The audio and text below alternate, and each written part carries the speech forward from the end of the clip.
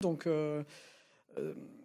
David Pernet est le fondateur de Sauvivin, un laboratoire d'expertise en analyse sol, vigne et vin, qui fait également du conseil. Et ce qui est très intéressant, c'est qu'il a un réseau de parcelles qui lui permet de suivre dans des conditions contrastées l'empreinte que le millésime d'une saison donnée impose sur les conditions de production. Donc sans plus élaborer, David, merci.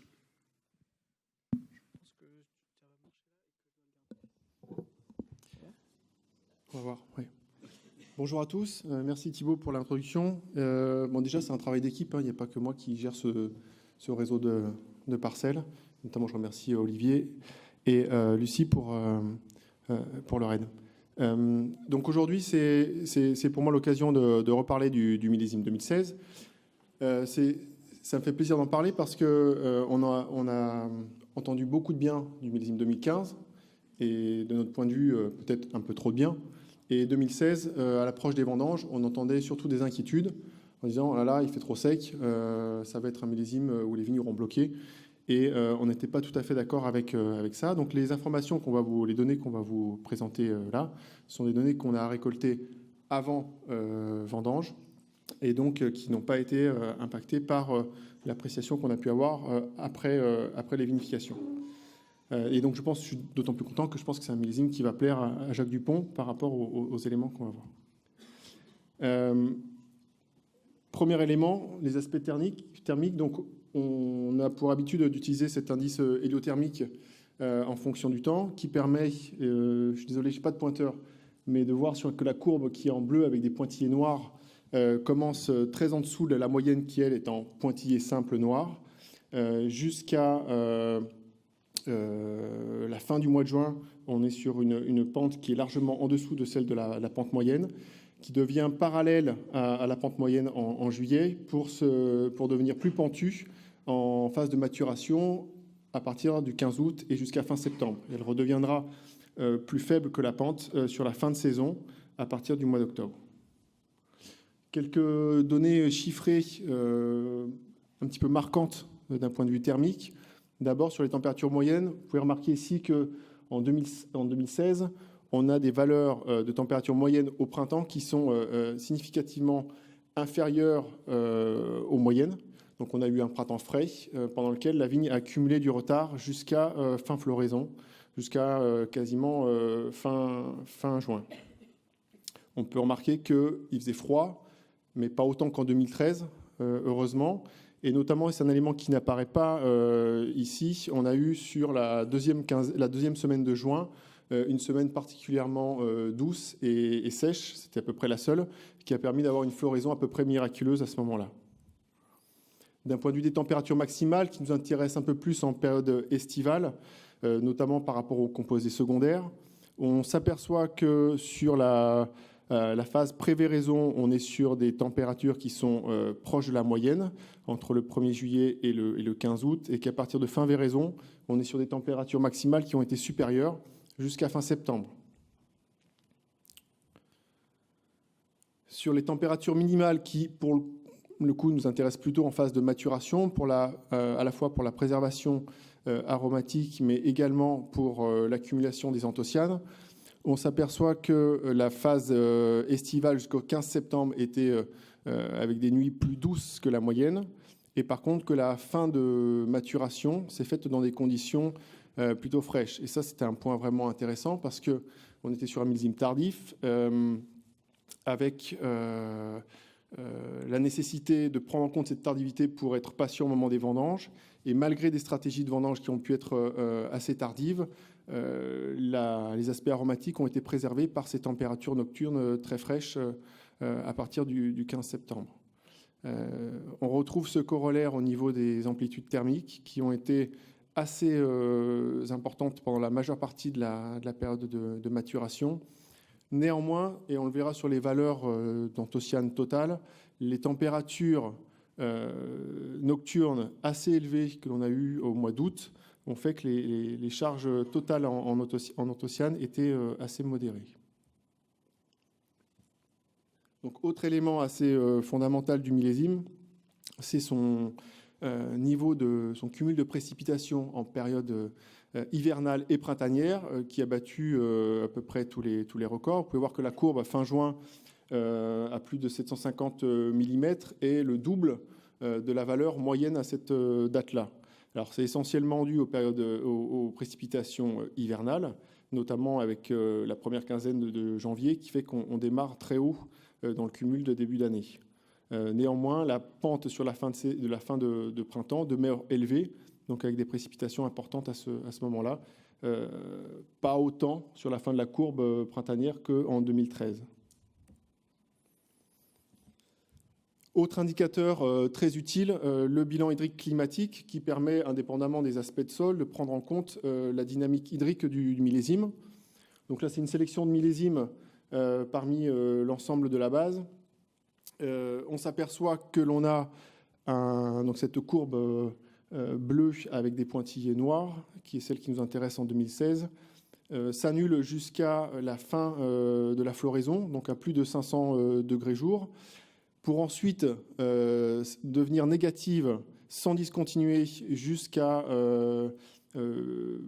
plus de 1500 degrés jour. Donc très précisément, c'était le 13 septembre qu'il y a eu entre 30 et 50 mm de précipitations qui ont mis fin à une période de déficit hydrique, de contrainte hydrique très marquée.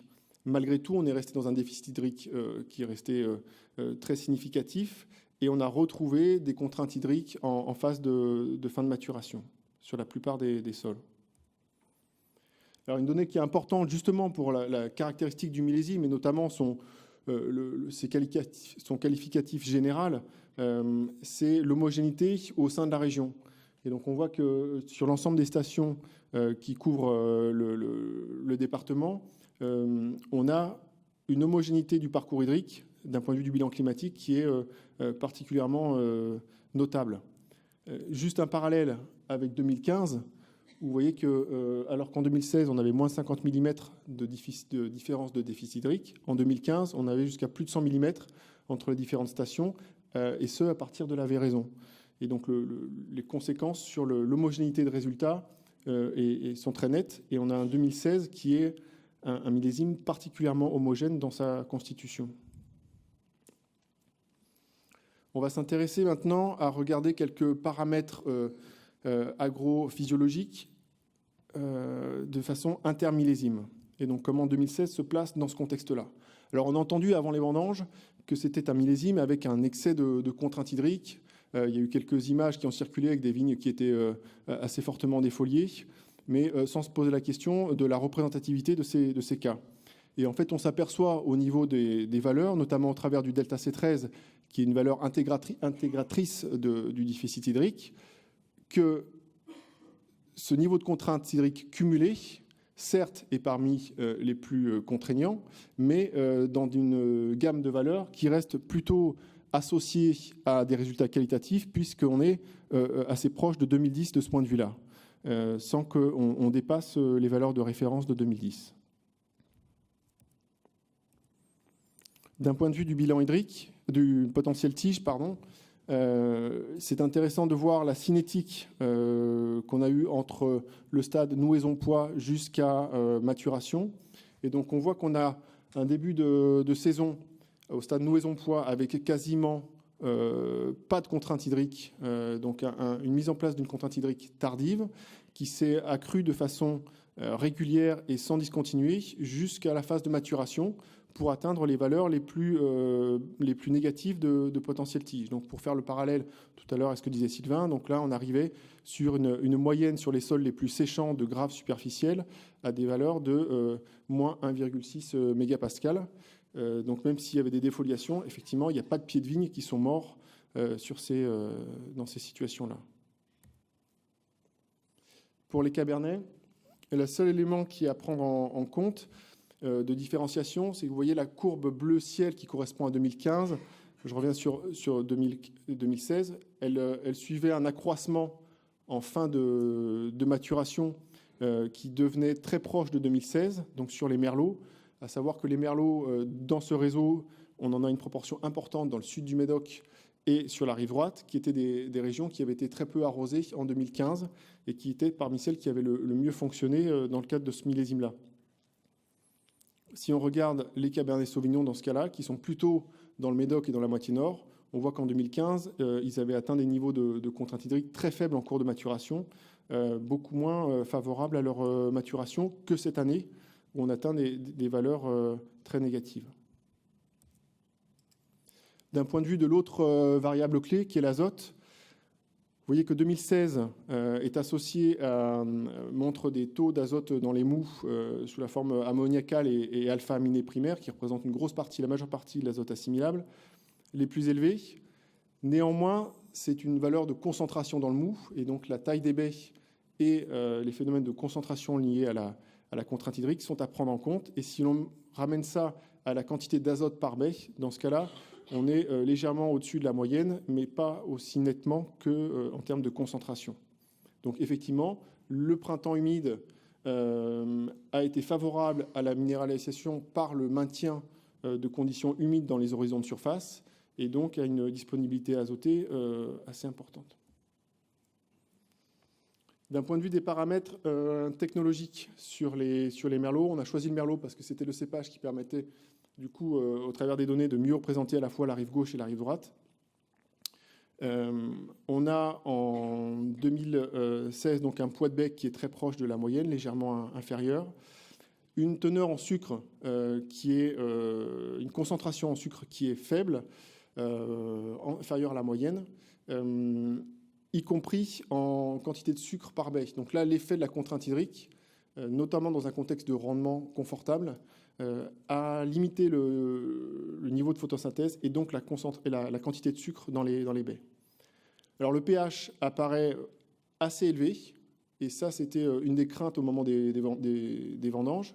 Et en fait, du fait de la faible assimilation potassique et azotée en fin de saison, du fait des conditions sèches, on a eu très peu, pour ne pas dire aucune, remontée de pH en cours de fermentation. Et donc, d'un pH qui, au niveau des mous, était plutôt au-dessus de la moyenne, on arrive au final à un pH des vins qui est plutôt inférieur à la moyenne intermillésime. Le malique était particulièrement bas en relation avec le niveau de contrainte hydrique, de même que l'acidité totale. Les paramètres phénoliques font ressortir donc une situation qui est, comme je vous le disais, du fait des aspects thermiques, pas extraordinaire d'un point de vue des anthocyanes totales. Par contre, le niveau de maturité des pellicules atteint, sous l'effet justement de ce niveau de contrainte hydrique, est particulièrement bon. Et donc les anthocyanes totales, elles, sont parmi les anthocyanes extractibles, sont parmi les valeurs les plus élevées, associées à une très bonne extractibilité. Une charge tannique qui est légèrement supérieure à la moyenne, donc qui est liée à un nombre de pépins qui était assez important cette année. On était en moyenne sur les merlots, on était proche de 3 sur les merlots, mais du fait de la très bonne maturité de ces pépins, sous l'effet des contraintes hydriques, on arrive à une contribution des tanins de pépins qui est légèrement supérieure à la moyenne, mais encore une fois associée à des tanins de qualité. Donc là, c'est l'ensemble des points du réseau sur les millésimes depuis 2009, avec donc deux analyses en composantes principales qui ont pour but de caractériser le positionnement de chaque millésime en fonction de différentes variables. Donc d'abord en fonction des variables technologiques. Et donc on voit qu'on a un regroupement des millésimes de 2016 au sein des millésimes 10, 11, 12, 15 et 9. Donc d'un point de vue technologique, c'est assez difficile de les différencier de façon significative. Il n'y a que 2013 et 2014 qui se différencient fortement. Dans un cas, pour le premier 2013, par ses niveaux d'acidité très élevés, et 2014 par ses poids de baie très élevés. D'un point de vue phénolique, donc même traitement. Donc on a un vecteur préférentiellement lié au potentiel colorant, un préférentiellement lié à la charge tannique et un lié à la contribution des tanins de pépins au pool tannique global. Donc le positionnement des millésimes est le suivant, et vous voyez que 2016 présente un positionnement central. On pourrait associer à ça un positionnement classique, ce qui est plutôt de bon augure d'un point de vue de ces paramètres phénoliques. C'est-à-dire que il se différencie de 2011, notamment, qui était dans le quart nord-est fortement impacté par la charge tannique, justement en relation avec ces conditions de printemps très sèches qui ont limité la disponibilité azotée. À l'opposé, on a 2013 comme le millésime le moins tannique de ces derniers millésimes, et proche de celui-là, impacté par notamment la partie du réseau fortement arrosé. Vous voyez que 2015 n'apparaît pas dans les millésimes les plus denses de ce point de vue-là. Et également, d'un point de vue de la contribution des tanins de pépins, 2016 se situe plutôt du côté sud-est, c'est-à-dire en opposition au vecteur contribution des tanins de pépins. Donc on est plutôt dans le cadre d'un millésime avec des tanins fins, des tanins de pépins bien mûrs, plus proches de 2012 et 2010 de ce point de vue-là.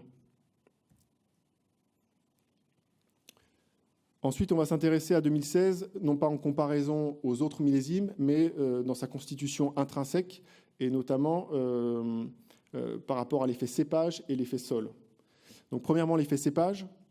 Là, on a l'ensemble des variables qui sont prises en compte, y compris technologiques et phénoliques. Vous voyez qu'on a, alors, pas en comparaison avec d'autres millésimes dans le cas présent, mais on a une différenciation des cépages qui est plus faible que ce que l'on a d'habitude. Les nuages de points sont plus interpénétrés que d'habitude, notamment entre Merlot et Cabernet Franc. Les deux nuages se superposent. Et on a des Cabernet Sauvignon qui sont assez proches en termes de localisation par rapport au Merlot, et des petits verres d'eau qui sont à l'intérieur des Cabernet Sauvignon et qui ne se distinguent pas par les charges phénoliques les plus importantes comme ils ont l'habitude de le faire.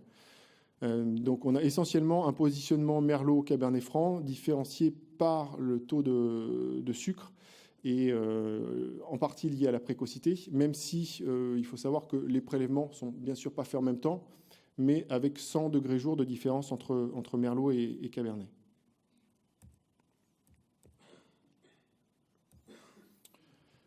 Autre élément qui argue dans le sens d'un millésime plutôt de climat plus que de terroir, c'est le parcours hydrique sur les différents types de sols que l'on peut rencontrer. Donc vous voyez ici qu'en dehors des calcaires et dans une moindre mesure des sables qui se distinguent par des niveaux de contrainte plus modérés, très modérés sur les calcaires et modérés sur les sables, l'ensemble des sols grossiers, notamment l'ensemble des graves, quel que soit leur type, se caractérise par un niveau de contrainte globalement fort en fin de maturation et de façon très regroupée. Donc c'est sous l'effet de ce parcours hydrique particulièrement marqué, l'effet sol diminue au profit de l'effet millésime. On observe ça également au travers des valeurs de delta C13 par type de sol. En dehors des argiles et des calcaires qui se différencient donc sur la gauche par des valeurs traduisant des niveaux de contrainte faibles à très faibles pour les calcaires, l'ensemble des sols grossiers présente des niveaux de contrainte qu'on considéra comme marqués. Et avec une variation intrasol que vous voyez au niveau des barres d'écart type qui sont plus importantes que les différences entre types de sol. Donc là encore, un effet millésime très marqué en 2016 sous l'effet du niveau de contrainte hydrique. On retrouve cet effet au niveau de l'azote, avec une concentration faible de l'azote dans les argiles et les calcaires, particulièrement pénalisés cette année en termes de minéralisation du fait de leur caractère froid, renforcé par la quantité d'eau du printemps et leur texture fine qui induit un réchauffement plus tardif. À l'opposé, l'ensemble des sols grossiers présente des niveaux d'azote élevés, en partie dû donc à une minéralisation qui s'est bien déroulée. Ces sols se réchauffent rapidement. Ils étaient chargés en eau cette année du fait des conditions hivernales et printanières humides. Et ils ont en plus bénéficié de phénomènes de concentration au cours de saison sous l'effet du niveau de contrainte hydrique qu'ils ont subi. L'effet sol sur les paramètres technologiques. Donc là, vous voyez qu'au niveau du poids de baie, on a un effet très net de la texture avec les sols argileux et les calcaires qui présentent des poids de baie supérieurs. À l'opposé, on a une autre famille de sols qui sont les sols sableux avec une nappe permanente, tout en bas qui présente également des poids de baie importants, donc des sols qui ont eu peu de contraintes hydriques cette année. Et les sols grossiers, notamment les graves, ont présenté des poids de baie faibles en relation au niveau de contraintes, avec les contraintes hydriques importantes qu'ils ont subies. On retrouve ce parallèle, et ce n'est pas le cas chaque année, avec des degrés plus faibles sur les sols de graves que sur les autres sols, liés au fait que la photosynthèse a été plus fortement impactée sur ces sols du fait du niveau de contrainte hydrique. Les pH étaient également plus élevés sur ces sols-là, ce qui était un élément, on va dire, normal par rapport au comportement hydrique, des acidités très faibles et des maliques extrêmement faibles. Malgré cela, comme je vous disais tout à l'heure, du fait des caractéristiques sèches en fin de saison, il y a eu peu de remontées potassiques et azotées tardives, et donc ces pH qui étaient certes élevés sur mou n'ont pas évolué sur les vins, et les vins se retrouvent avec des pH inférieurs à la moyenne. D'un point de vue phénolique, la tendance n'est pas la même, puisque les sucres sont plus rapidement impactés que les aspects polyphénoliques, et notamment les anthocyanes, qui se retrouvent plus élevés sur les sols à la fois de graves superficiels, mais également sur les calcaires durs, alors que les parcours hydriques étaient assez différents sur ces deux types de sols. On voit que les contraintes hydriques ont permis une maturation très aboutie des pellicules sur les sols grossiers, notamment de graves, permettant des anthocyanes extractibles très élevés. Donc au final, même si le potentiel total n'était pas des plus élevés cette année, le potentiel extractible et donc la couleur des vins se retrouve très dense. On a des charges phénoliques qui sont élevées sur les sols de graves, aussi importantes que sur les sols à texture fine et les argiles et les calcaires. Et ça, ce n'est pas non plus quelque chose qu'on retrouve chaque année. On a en général des charges phénoliques plus importantes sur les calcaires que sur les sols de graves. Donc l'effet de la contrainte hydrique s'est ressenti également sur ces paramètres de charge tannique. Et avec des contributions de tanin de pépins plus faibles, par contre, comme d'habitude, sur les sols avec le plus de contrainte hydrique.